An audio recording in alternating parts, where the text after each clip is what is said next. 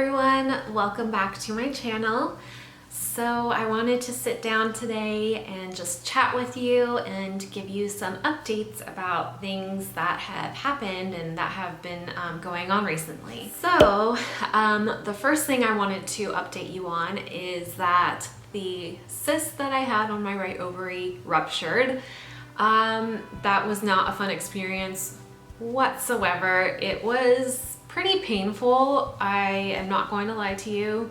I'm typically pretty tolerant of pain. I don't like to make a big deal about things like that.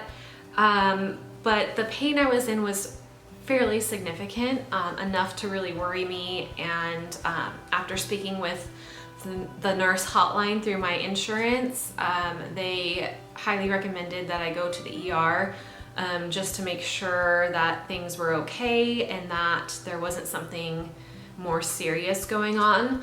I've had my appendix removed many years ago, so I knew it wasn't that, but I knew the pain I was feeling was not normal, and it had been going on the entire day. It didn't get any better.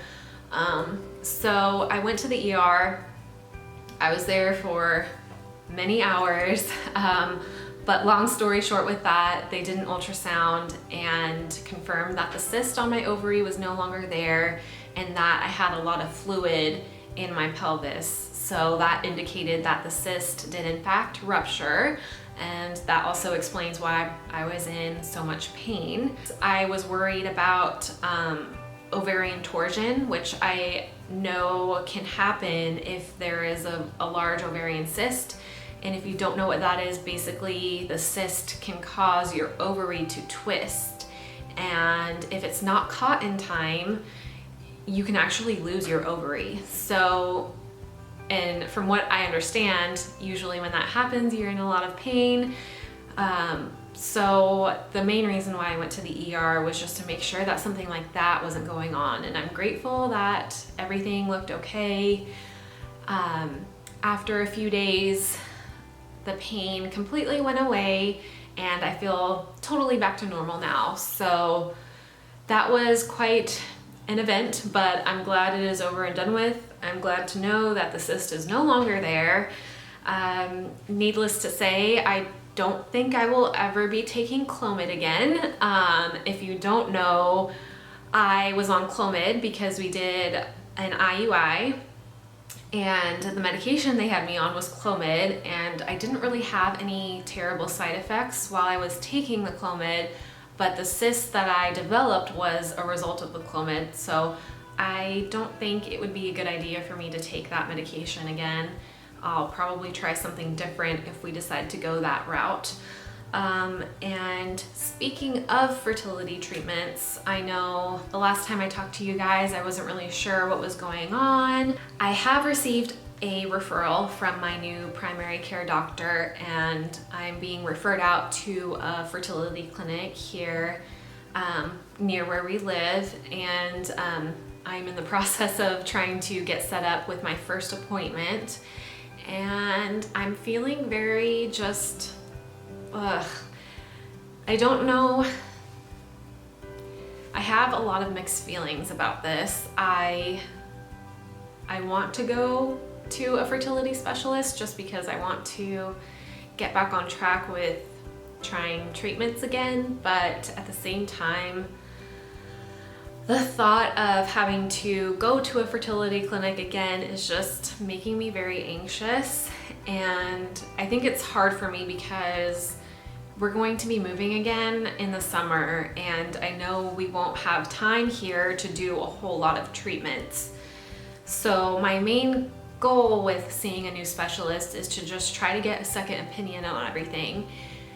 And I don't know, I'm just feeling a lot of anxiety with the thought of having to go to a new doctor and go through all of my medical history, go through all of our infertility history, and just getting into all of that again is just like, I don't know. Maybe if you have gone to multiple fertility doctors, you understand how I'm feeling, but there's a part of me that's just like, I don't want to do this. But at the same time, we kind of have to if we want to make progress in trying to expand our family. So I don't know, from my understanding, this clinic that I'm being referred to has a lot of positive, what's the word I'm looking for? Reputation. This clinic has apparently a very positive reputation, so that's good. That's a good thing. We're in February now, so we have been on this journey for over 3 years. Next month in March will mark 2 years since I had the miscarriage, and I don't want to cry in yet another video, but it's just hard that we are 3 years into this trying to conceive journey, and it's been 2 years since I've been pregnant, and we don't really have answers as to why, and I don't feel any closer to having a baby than we were 3 years ago. So it's just, yeah, I don't know. I'm just feeling really emotional about starting over with a new doctor, and I don't really know what's going to happen. And that's true for this whole infertility journey, just in general. You never know what's going to happen. Either things are going to work or they're not going to work. You're going to get answers or you won't have any answers, and you're just, I don't know. Do any of you understand how I'm feeling? Because sometimes I just feel like this journey is just rough, and